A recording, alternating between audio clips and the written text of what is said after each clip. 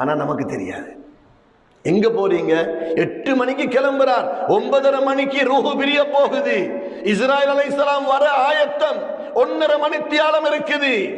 மூச்சு, தண்ணீர், சாப்பாடு, பார்வை, கேள்வி, கோட்டா முடிவடையும் 1.5 மணித்தியாலத்தில். ஒரு செகண்ட் முற்படுத்தப்படவும் மாட்டாது, பிற்படுத்தப்படவும் மாட்டாது. போறாரு. எங்க போறீங்க? நான் கேள்வி போயிட்டு வரேன். எப்ப வருவீங்க? நான் அசருக்குள்ள வந்துடுவேன் இன்ஷாஅல்லாஹ். அசருக்கு ஜனாசா மையத்து வீடு தெரியுமா நமக்கு? அல்லாஹ் அனைவருடைய ஹயாத்தை நீளமாக்கி வைப்பானாக. சாலிஹான அமல்களோடு சுவர்க்கவாதியாக கலிமாவோடு கண்மணி நாயகம் முஹம்மது ஸல்லல்லாஹு அலைஹி வஸல்லமுடைய சங்கையான திருமுகத்தை பார்த்து கொண்டே ரூஹ் பிரியக்கூடிய பாக்கியத்தை தருவானாக. இந்த மௌத்தை நாம் நினைக்காததால், மௌத்து நம்முடைய சிந்தனையில் இல்லாததால் நாம் அதிகமாக பாவம் செய்கிறோம், அதிகமாக குடும்பத்தை பிரிந்து வாழ்கிறோம், புறம் பேசுகிறோம், கோல் சொல்லுகிறோம், கோல் கேட்டு பிரச்சனைகளை உருவாக்குகிறோம், குடும்பத்தை பிரிக்கிறோம், கோபம் வந்தால் பெருமையோடு பேசுகிறோம், மனதை நோவினை செய்கிறோம். இப்படி நூற்றுக்கணக்கான பாவங்களை நம்மை அறியாமல் செய்து கொண்டிருக்கிறோம்.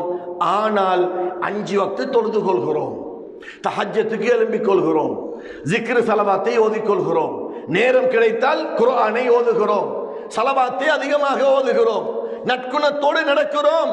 ஆனால் நம்மால் ஒவ்வொரு நாளும் குறைந்தபட்சம் 2 பேரோ அல்லது 3 பேரோ மனம் நோகடிக்கப்படுகிறார்கள் என்றால் நாம் செய்யக்கூடிய அனைத்து அமல்களையும் கியாமத்து நாளில் நாம் பங்கிட்டு விட்டு நாம் நரகத்துக்கு போகக்கூடிய நிலை வராமல் நாம் பாதுகாத்துக் கொள்ள வேண்டும். பாவத்தில் 2 விதமான பாவம் இருக்குது. ஒன்று எனக்கும் அல்லாஹ்வுக்கும் உள்ள பாவம், அடுத்தது எனக்கும் இன்னொருவருக்கும் உள்ள பாவம். எனக்கும் அல்லாஹ்வுக்கும் உள்ள பாவத்தை அல்லாஹ் அர்ஹமுர் ராஹிமீன் அவன் நாடினால் மன்னிப்பான். இன்றைக்கு கிளாங்ல இருந்து பினாங் வரையில் வரும்போது என்னுடைய உற்ற நண்பன் ஹாஜி கமால் முஸ்தபா கிட்ட சொல்லி வந்தேன். என்ன ஹாஜியார், பாருங்க ஹாஜியார், வலது பக்கத்தை பாருங்க, எத்தனை ஆயிரம் மரம், எத்தனை லட்சம் மரம். இடது பக்கத்தை பாருங்க, 2 பக்கமும் மலைகள், மரம் மரம் மரம், பார்க்கும் இடமெல்லாம் மரம். இந்த மரத்தினுடைய கொப்புகள் கிளைகள் அல்ல, மரத்தினுடைய இலைகள். ஆனால் ஹதீஸுல் குதுஸியில் அல்லாஹ் சொல்கிறான், யா இபாதி, என்னுடைய அடியானே, அடியார்களே, நீ தெரிந்தும் தெரியாமலும் மரங்களின் இலைகளின் அளவுக்கு பாவத்தை செஞ்சிட்டு எனக்கிட்ட வந்து தௌபா செய்தாலும் நான் மன்னிக்க காத்து கொண்டிருக்கிறேன். சுப்ஹானல்லாஹ். கிளாங்கிலிருந்து பினாங் வரையில கண்ட மரங்களின் இலைகள், சுப்ஹானல்லாஹ். அப்ப முழு மலேசியாவிலும் எவ்வளவு மரம் மட்டைகள், முழு ஏசியாவிலும் எவ்வளவு மரம் மட்டைகள். அதுவும் மரங்களின் இலைகளோடு அல்லாஹ் நிறுத்தவில்லை. வானத்தில் உள்ள மேகங்களின் அளவுக்கு பாவம் செய்துவிட்டு நீ வந்தாலும் நான் மன்னிப்பேன். அதோடு நிறுத்தவில்லை. கடலில் உள்ள அலைகளின் நுரைகளின் அளவு நீ பாவம் செய்து விட்ட இடத்தில் வந்தாலும் நான் மன்னிக்க காத்து கொண்டிருக்கிறேன். கடல், உலகத்தில் 4/3 பகுதி கடல், 1 பகுதி தான் தரை. நாம் மலேசியாவில் இருந்து உம்ராவுக்கு போவதாக இருந்தால் 9 மணித்தியாலங்கள் பிளைட்ல போகணும். அதுவும் எப்படி? 700, 800, 900 கிரவுண்ட் ஸ்பீட், 160, 170 ஸ்பீட்ல போனாலே அல்லாஹ் பாதுகாக்கணும், ஒன்று நடந்துடாம. 700, 800 கிரவுண்ட் ஸ்பீட்ல 9 ஹவர் மேல பறந்து செல்லுது. அதுவும் 9 மணித்தியாலங்கள்ல 7.5 மணித்தியாலத்துக்கு மேலால் நடுக்கடலுக்கு மேலாலதான் பறந்து கொண்டிருக்கிறது. இந்த கடலை மட்டுமா அல்லாஹ் சொன்னான்? ஜப்பானுக்கு போறதுக்கு இன்னொரு கடல், அமெரிக்காவுக்கு போறதுக்கு இன்னொரு கடல், ஆப்பிரிக்காவுக்கு போறதுக்கு இன்னொரு கடல், ரஷ்யாவுக்கு போறதுக்கு இன்னொரு கடல்.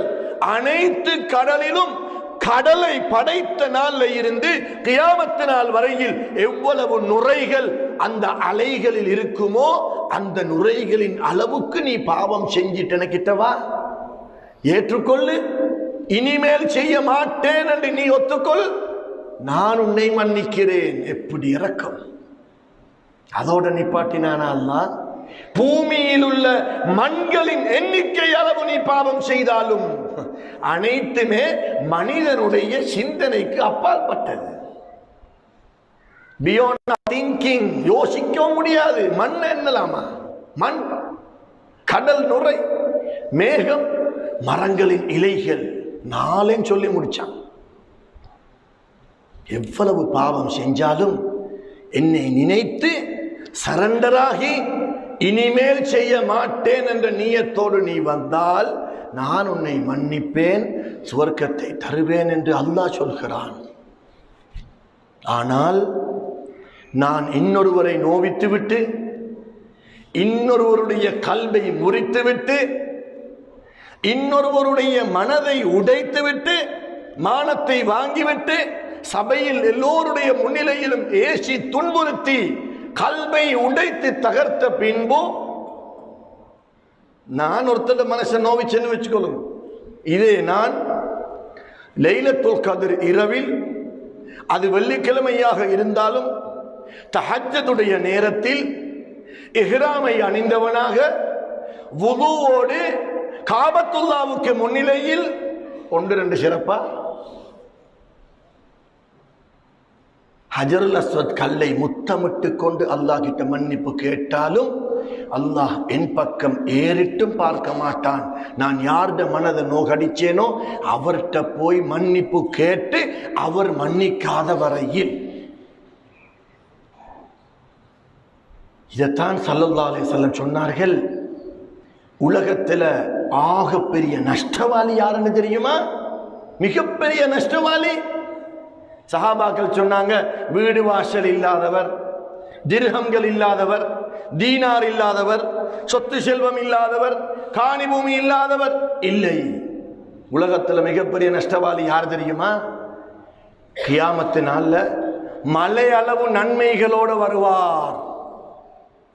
பல ஹஜ், பல உம்ரா, பல குர்ஆன் திலாவத்துகள், ஜிக்ருகள், ஸலவாத்துகள், இஸ்திக்பார், தௌபா, அது இது எல்லா நன்மைகளோட வந்து மலை அளவு நன்மைகளோட சுவர்க்கத்துக்கு போறதுக்கு லிஸ்ட்ல ஆக முன்னுக்கு நிக்கிறார். சந்தோஷமா ஒருத்தர் வாராரு, யா அல்லாஹ், இவன் என்னுடைய மானத்தை சீரழிச்சு என்னை கீறி கிழித்தான், நான் நொந்தேன், உனக்காக பொறுமை செஞ்சேன், பொறுமைக்குரிய கூலிய நீ எனக்கு இப்ப தந்திரியா அல்லான்னு கேட்ட உடனே மலக்குகளை அழைத்து அல்லாஹ் கேட்கிறான். இங்க ரகீப் அலைஹிஸ்ஸலாம் எழுதி கொண்டிருக்கிறார்கள், இங்க அத்தீத் அலைஹிஸ்ஸலாம் பாவத்தை எழுதி கொண்டிருக்கிறார்கள். நிரூபிக்கப்படும், அவன் சொல்வது உண்மை. மலக்குகளுக்கு அல்லாஹ் ஏவுவான், இவர் செஞ்ச நன்மையிலிருந்து ஒரு பங்கை எடுத்து அவருக்கு கொடுங்க, அவர் எடுத்துட்டு போயிடுவார். இன்னொருத்தர் வாரார், இன்னொருத்தர் வாரார், இன்னொன்று. இப்படி ஒவ்வொரு பாவமும் ஒவ்வொரு அநியாயமும் ஏச்சு பேச்சு திட்டு பொறாமையின் காரணமாக மக்களோடு அஹ்லாக்கோடு நற்குணத்தோடு அன்போடு மன்னித்து விட்டு கொடுத்து பொறுமையோடு வாழாமல் மக்கள் மத்தியில் அனைவருடைய மனதையும் துன்புறுத்தி வாழ்ந்தவர்களுடைய கதி அங்கே நன்மைகளை கொடுத்து கொடுத்து கொடுத்து கடைசியில ஒரு நன்மை கூட இல்லாமல் சிஃபர், கோஷம், ஜீரோவாக நிற்கிறார். ஆனால் வாரவங்க வந்து கொண்டுதான் இருக்கிறாங்க.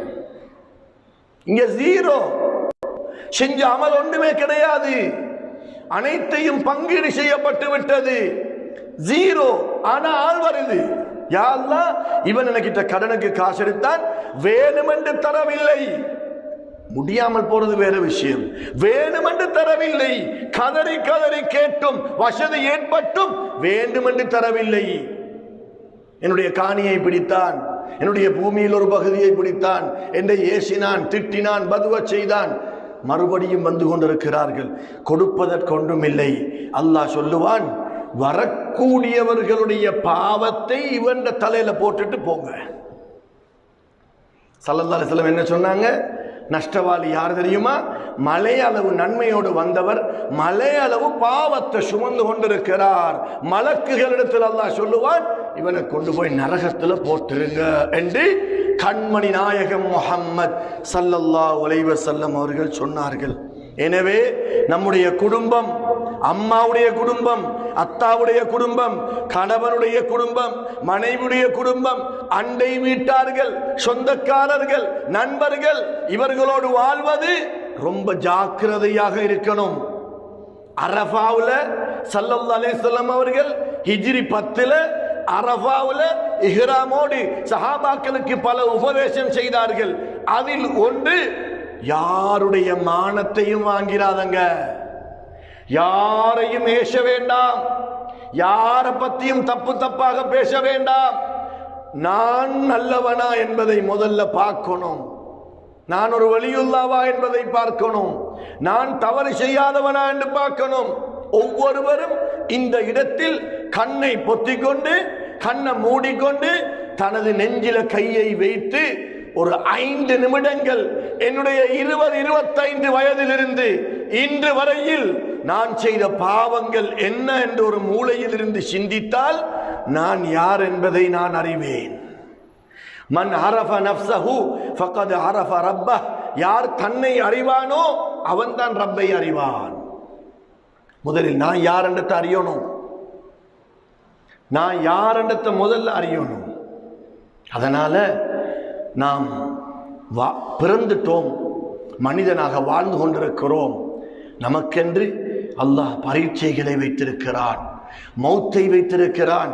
இந்த மௌத்து நிச்சயம் வரும். எப்பொழுது வரும், எந்த ரூபத்தில் வரும், எங்கே வரும், எத்தனை வயதில் வரும், யாருக்கும் தெரியாது. உலகத்தில் வாழ்வது கஷ்டமான காரியம் அல்ல.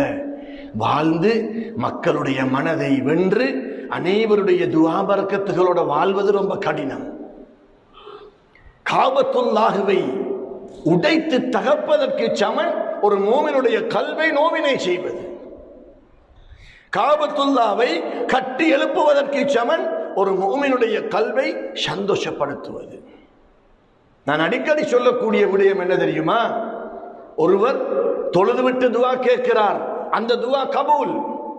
ஹஜ் செய்து விட்டு துஆ கேட்கிறார், மினா அரஃபாவில் துஆ கேட்கிறார், முஸ்தலிஃபாவில் துஆ கேட்கிறார், தலைமுடி இறக்கும் போது துஆ கேட்கிறார், ஹஜருல் அஸ்வத் கல்லுக்கு பக்கத்தில் துஆ கேட்கிறார், ஹிஜ்ரி இஸ்மாயில் துஆ கேட்கிறார், தவாபுக்கு பிறகு துஆ கேட்கிறார், உம்ராவுக்கு பிறகு துஆ கேட்கிறார், குர்ஆன் ஓதி விட்டு துஆ கேட்கிறார், சதக்கா கொடுத்துட்டு துஆ கேட்டுக்கொண்டிருக்கிறார்.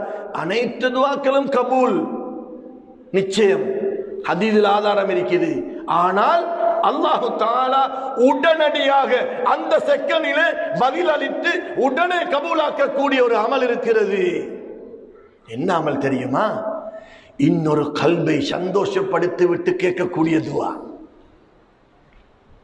இன்னொரு முஃமினுடைய கல்பை சந்தோஷப்படுத்திட்டு கேட்கிற துஆ எந்த திரையும் இல்லாமல் வானத்தை கிழித்து கொண்டு போகும். ஒரு பெண்மணி, வயதாளி பெண்மணி, மூசா அலைஹிஸ்ஸலாத்து வஸ்ஸலாம் அவர்களுடைய அந்த காலகட்டம் 3000-4000 வருஷங்களுக்கு முன்னால், ஏழை பெண்மணி, ஃபகீரான பெண்மணி, தாய் தகப்பனோ அண்ணன் தம்பியோ அக்கா தங்கச்சோ பிள்ளைகளோ கணவனோ யாரும் இல்லை. அப்படிப்பட்ட ஒரு பெண்மணி. எத்தனை மணிக்கு பாங்கு?